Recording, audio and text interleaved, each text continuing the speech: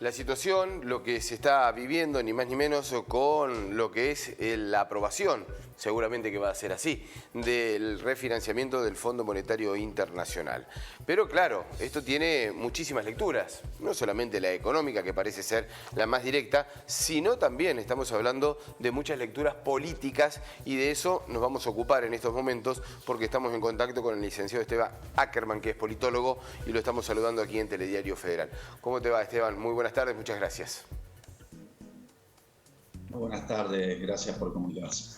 Bueno, Esteban, consultarte en primera instancia qué significa en términos políticos este debate y lo que puede resultar hoy en el Congreso de la Nación. ¿Cómo lo estás viendo? Este debate es interesante porque, como todos y todas sabemos, está expresando un corte transversal frente a las posiciones que hay en los diferentes bloques. Hay sectores del espacio político del oficialismo que ya expresaron una posición de no acuerdo, de diferencia frente al proyecto que presentó el gobierno, y también, por lo que se está viendo en el debate en el Congreso, hay sectores de la oposición que formaron parte del gobierno, que tomó la deuda que se está refinanciando en esta renegociación con el Fondo Monetario, que también expresaron una posición de desacuerdo con este refinanciamiento. Así que, en términos políticos, va a cortar transversalmente a los espacios mayoritarios, al espacio del Frente de Todos, pero también al espacio de Cambiemos. Va a haber votos coincidentes de ambos lados, tanto por la aprobación como por el rechazo o la abstención. Todavía no está clara la posición que va a adoptar el sector del oficialismo, que no acompaña la negociación que se llevó a cabo con el Fondo Monetario Internacional. ¿Es lo mismo el rechazo o la abstención? Digo, en la lectura política. Es el rechazo o, perdón, no te escucho. O la abstención. En términos políticos yo creo que hay una diferencia. Esto está expresado por una de las figuras centrales del oficialismo en la Cámara, que es Máximo Kirchner, y me parece que él ha sido claro, y el espacio político que él conduce ha sido claro, dejando espacio a otros integrantes del bloque para que en el debate que se dio en la comisión participaran aquellos diputados del Frente de Todos que defienden el acuerdo. Entonces, el espacio político tuvo una actitud responsable frente a un proyecto del oficialismo, dando lugar a eso. Y además de eso, la abstención permite cierto margen, porque ese espacio político sigue estando dentro del bloque, da espacio para la discusión dentro del bloque. Esto lo que expresa son diferencias en el proceso de la negociación y en el resultado obtenido. ¿Qué puede pasar hoy, esta noche? Está previsto que la votación se dé después de la medianoche. ¿Y qué puede suceder después en la Cámara Alta? Digo, no todo va a estar dicho en el día de hoy.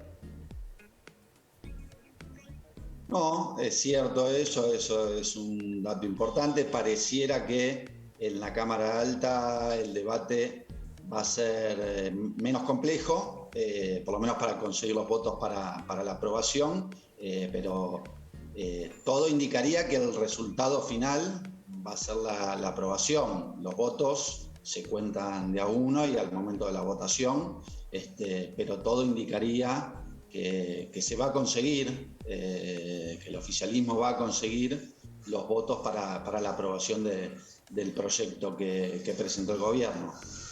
Es cierto que en general en el Senado, cuyo espíritu original era la representación de las provincias, por eso son 3 senadores por provincia y no hay proporcionalidad en la representación.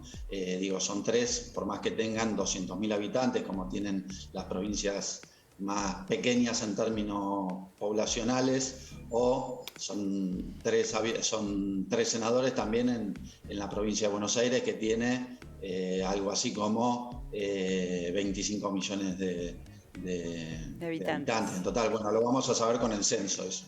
Sí. Esteban, la última de mi parte tiene que ver con la lectura de cómo salen fortalecidos o debilitados figuras muy importantes como Guzmán, por ejemplo, al no aprobarse el plan plurianual y, bueno, la del presidente, digamos, con esta situación. Siempre el resultado final sobre el fortalecimiento o el debilitamiento de las figuras o de una gestión dependen de la interpretación que se haga, particularmente por parte de la sociedad en su conjunto, del resultado obtenido.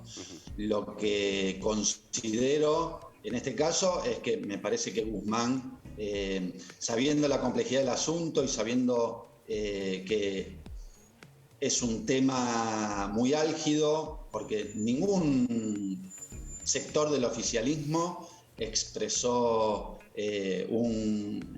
tuvo una expresión de felicidad con este acuerdo. Todo el espacio del oficialismo dijo que el acuerdo es una necesidad, no es un beneficio para el país. Lamentablemente tenemos que llegar a algún acuerdo con el Fondo Monetario Internacional.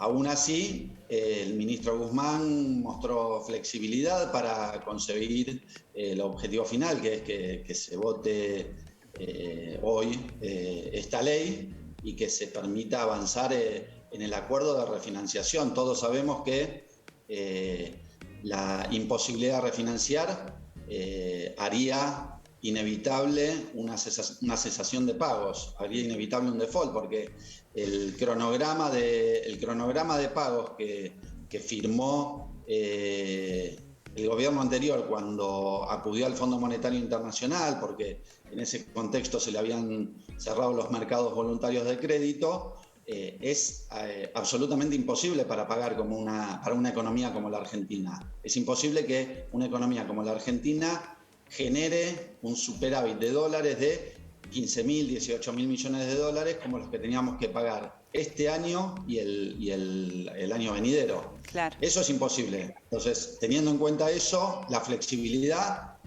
era una imposición de la coyuntura. Había que ser flexibles y había que acordar lo mejor posible. Ahí está la diferencia dentro del oficialismo, si este era el mejor acuerdo posible o si se podría haber negociado con mayor dureza, teniendo en cuenta que también el Fondo Monetario Internacional le prestó a la Argentina entre 2018 y 2019 más del 50% de su cartera de crédito. La Argentina le debe al fondo más de la mitad de lo que el mundo le debe al fondo. Entonces, esa coyuntura complejísima obliga a la Argentina a ser flexible, pero también obliga al fondo a ser flexible. Porque claro, no es ninguna gracia que el mayor deudor de un acreedor sea un acreedor institucional, sea un acreedor como el Fondo Monetario Internacional, con una fuerte influencia política y particularmente de la política estadounidense. Ha habido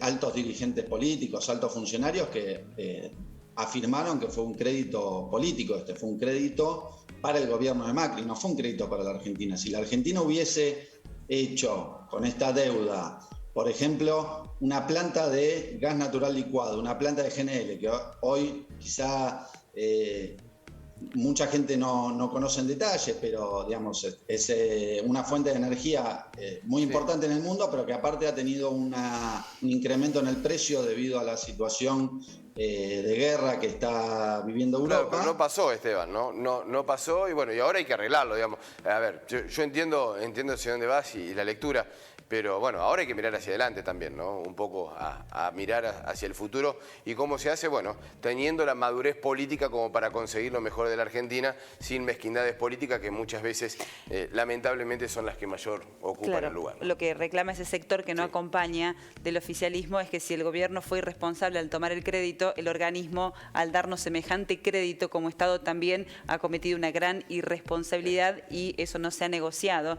en la mesa con el Fondo Monetario Internacional. Bueno, hay que ver si es posible también hacer esa. Y evidentemente es bastante hasta acá complicada no fue posible. que se hagan cargo de eso. Esteban, muchísimas gracias.